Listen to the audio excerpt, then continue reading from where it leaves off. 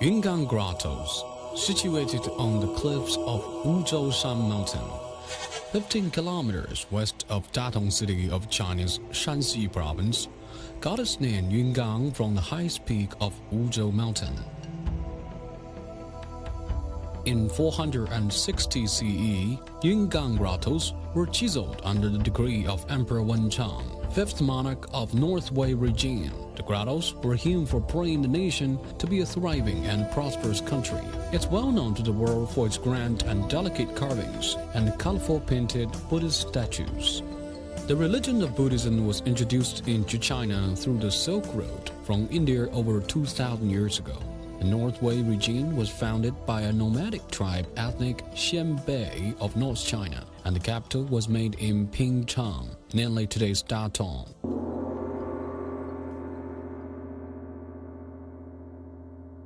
The excavation of Yungang Grottoes lasted for some 70 years with its length 1 kilometers. The caves was designated cold, numbered over 200, and the major grottos amounts to 45. The Yungang Grottoes are one of the biggest ancient grotto groups with the highest artistic achievement. According to the differences of chronological order of the excavation and the artistic style, the Yungang Grottoes are divided into 3 parts, which are of early period, intermediate period, and later period respectively. The 5 caves, number 16 to number 20, belong to early period work, excavated in the period from 460 AD to 464 AD. The main Buddhist figures in these 5 caves measure over 10 meters height with imposing manner. The most peculiar part is the image of the 5 main Buddha were blended with the facial features of the earliest 5 emperors of North Wei. The purpose of constructing Buddhist sculptures and emperors commemorating figures were met at the same time. The Sakyamuni's figure in number 16 cave symbolizes Tuoba Jun Emperor Wenchang, who led the excavation of the grottos. Sculpture of his image is handsome and natural. The main Buddha of number 18 cave was the image of Tuoba Tao, Emperor Taiwu. In the early years, Emperor Taiwu worshipped the Buddhist religion, but after being slandered by some ministers, he began to slaughter monks and burn down monasteries, and made the first incident of destroying Buddhism beings in the history. Emperor Taiwu, in his senior ages, felt remorseful somehow and reflected on his own behavior. Therefore, after his decease, the Buddha statue presenting his image was sculpted with his expression of being penitent. In Yungang Grottoes, a Buddhist kingdom of grandeur and magnificence, the giant Buddha of number 20 cave is the most typical work of all. It has become a symbol of Yungang Grottoes. A famous scholar once put, if you only have 15 minutes to visit the Yungang Grottoes, then just a visit of number 20 cave will do. The imposing and grand Buddhist statue of Sakyamuni measures 14 meters in height. The facial part is plump with kind countenance. Both ears extend to the shoulders, and its shoulders wide and strong. The sculpture was built to commemorate the state founder of North Wei region, Emperor Tuoba Gui. The sculptor carved out a remarkably vivid spiritual world in a very concise manner. Tuoba Gui used to be an emperor conquering and killing his enemies riding his horse. But what touches the visitors the most is not the stateliness of monarch ruling over the whole empire, but the peace and the holiness of its inner world under the elegant and handsome appearance.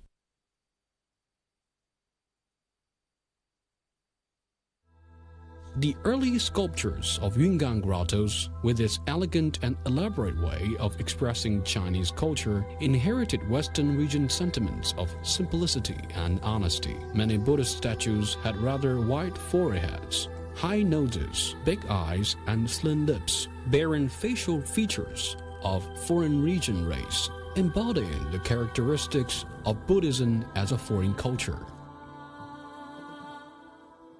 The grottos were the places for monks worshipped the Buddha and cultivated themselves according to the Buddhist doctrine. When the Yungang Grottoes were excavated, then temples were built as well. After the passage of 1,500 years, and the temples were gone forever. In front of the main grotto, there used to be a multi-story wooden attics built close to the cliff, and it is also called grotto roof. The existing two grotto roofs were rebuilt some 100 years ago. Number 1 to number 15 caves were chiseled from 465 AD to 494 AD. It's a sculpture work of intermediate period of Yungang Grottoes, created by elaborate sculpting efforts. Its decoration were magnificent and well known to the world, indicating an artistic style of rich complexity and grand luxury of North Wei period. The sitting figure of Sakyamuni in number 5 cave, with its height 17 meters, is the tallest Buddha image in Yungang Grottoes. Its knee could accommodate 120 people. One characteristic of the Chinese Buddha sculpture is a formation of grouping grottos. This tall Buddha became a visual focus of the coming visitors. On the right side is a future life Buddha Maitreya. On its left is a past life Buddha Kasyapa. On the peak of the two grotto gate opposite to the giant Buddha stands 8 small Buddha of 1 meter tall respectively, which was arranged into 2 layers, setting off the loftiness and grandeur of the main Buddha, and formed an overall effect of orderly arrangement and mutual complements.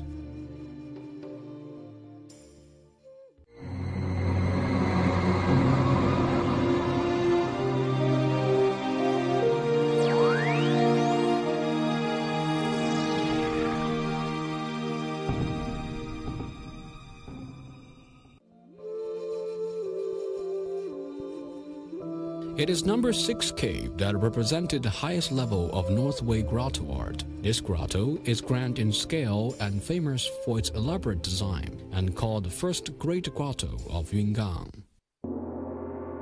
The surface of the number 6 cave is rectangular in shape. Behind its back chamber there stands a pagoda pillar, and the tower height measured 15 meters tall, with division of 2 layers. The whole cave is splendid and of grandeur. On the pagoda pillar and 4 sides of the walls are carved full of Buddhism images, such as Buddhist statues, Bodhisattva, Arhat, and Fei Tian Fairy or Lucky Bird, divine beasts and flowers, etc.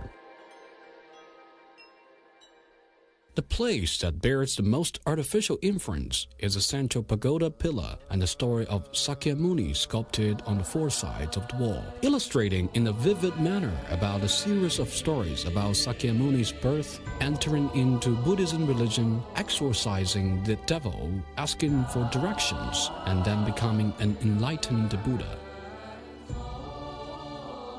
The apparels of the Buddhist sculptures in the number 6 cave varied greatly compared to the others. The clothes were the loose robe dress of South China's scholar bureaucrat Stratton, and more traces of Chinese localized Buddhism could be found on the apparels.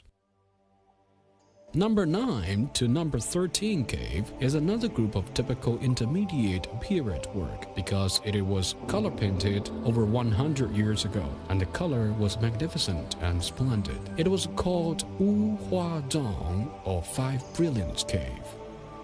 These are a group of double grotto mainly composed of relief sculpture. In a relatively dark stone cave, the artisans then used the window-like opening over the upper layer of the grottos, and with the change of location of sun over the sky, the relief sculpture, illuminated under the changing light from the side, has a really clear profile in the shadow of the light, as if it were true in life.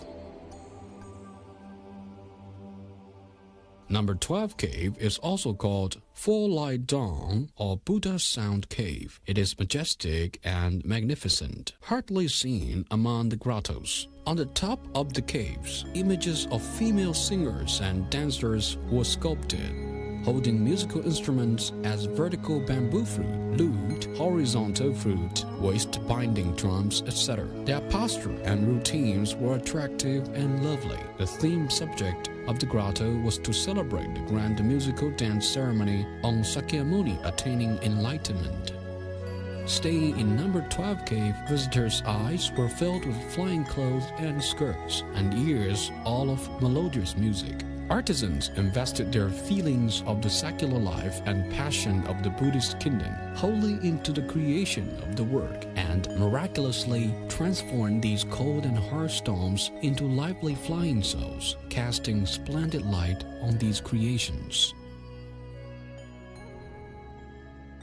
The Maitreya Bodhisattva statue in number 13 cave, with a height of about 13 meters, under the right arm of the giant Buddha there's a tiny Li Shi, powerful being. Li Shi holds the huge palm of the giant Buddha, with a composed expression, though being tiny in stature, but mighty in force. The comparison of these two, one huge and one small, offered a visual impact of the prodigious size of the giant Buddha.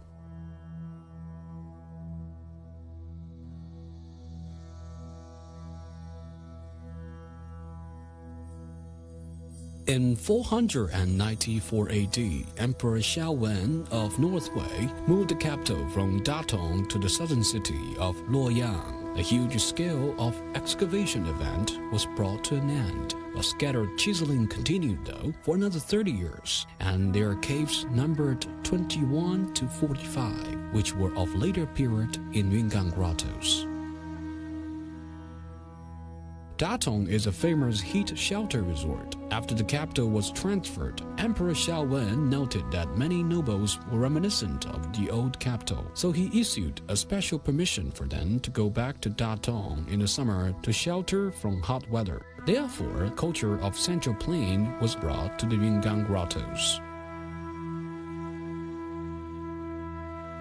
Although the grottos of later period was relatively small in scale, while the figure was thin and beautifully crafted, the decorative patterns of clothes were overlapped, and their bearing was elegant. These figures had grown loose with the influence of foreign cultures, and strong localized Chinese flavor and humanized feelings could be witnessed.